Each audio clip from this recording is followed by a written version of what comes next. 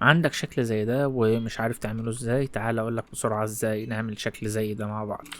بص يا سيدي، في الاول خالص هنحط هنا شيفت ايه وهنحط سلندر الشكل ده. هنخلي السلندر ده 8 فيسز، هو تقريبا 8 فيسز، فهنخلي ده 8 فيسز بالشكل ده كده. هنروح في الايديت مود، هنمسك الفيس اللي فوق ده وهنقفله خالص كده. تمام كده. هنرفع دي لفوق شوية، هنفتح الفيس اللي تحت ده هنشيل اول الفيس اللي تحت ده، هنمسك دول كده، هنعمل اي اكسترود اس ونقفل اللي جوه شوية، وبعدين ايه زد وننزل كده علشان باقي البيت. ما علينا، مش ده اللي احنا جايين نتكلم عليه خالص، احنا جايين نتكلم على ده كده. تمام. فاول حاجة احنا اعتقد في الاول محتاجين ان احنا نطول دي من فوق كده.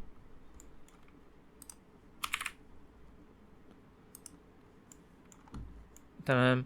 وهنحط لوب في النص كده، هننزل بس بيه شوية لتحت كده لغرض ما هتعرفه دلوقتي. هننزل بس سنة لتحت كده شوية، وبعد كده هنعمل كنترول بي و سوري، قبل الكنترول بي محتاجين ان احنا نعمل سكيل وندخل ده لجوه كده شوية كده، وبعدين هنعمل الكنترول بي بتاعنا ونبدأ ان احنا نرفع فيه اللوب كاتس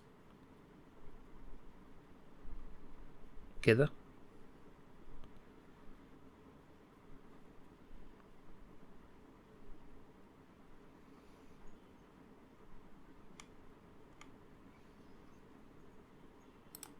تمام كده. طيب الحركة دي يعني كنا محتاجين ان احنا نعمل ابلاي سكيل طبعا من الاول. تمام. خلاص عملنا ابلاي سكيل. بعد كده هناخد كل جزء من دول، ودلوقتي احنا عارفين طبعا ان لما بتضغط حرف ال V بيفصل لك الاتنين ايدج عن بعض. تمام. لكن انت لو ضغطت Alt مع V هيسحب لك برضو الاتنين يعني هيقطع لك الاتنين مع بعض، ولكن هيخلي اللي في النص ما بينهم ده مقفول بفيسز، معمول له فيسز مكريت ليه فيسز. تمام. فاحنا بعد ما عملنا Alt V هو دلوقتي بيتحرك معانا وفي فيس برضو ما بينهم. تمام اهو. حلو كده. طيب اعمل ايه بعد كده؟ طبعا انا مش هسيب الماوس، انا لسه عامل Alt V وماسك الماوس ما سبتوش، فهضغط اس وابدا ان انا اقفل لجوه او اطلع لبره على حسب ما انا عايز. قفلت لجوه كده فهيبدا يديني الشكل اللي انا عايزه اهو. اللي بعده Alt V اس واقفل اللي بره على حسب انت بتشوف هو انت محتاج تعمل ايه. تمام. كذلك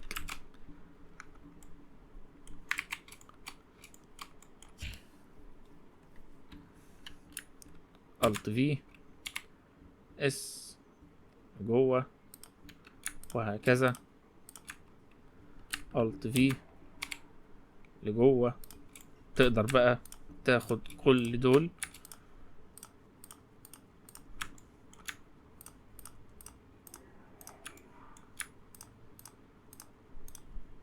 سوري كده وتعمل Alt V اس.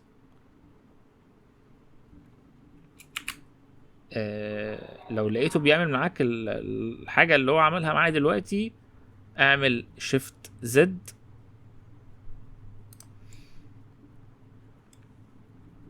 اس Shift Z كده.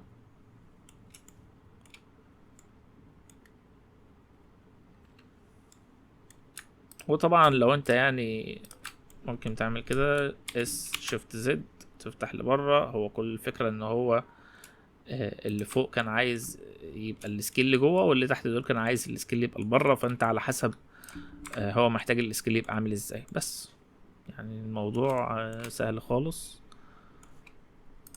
لو احنا بس عملنا دي ماتكب وعملنا شادو وعملنا كافيتي علشان نشوف كويس ايه اللي بيحصل هنا،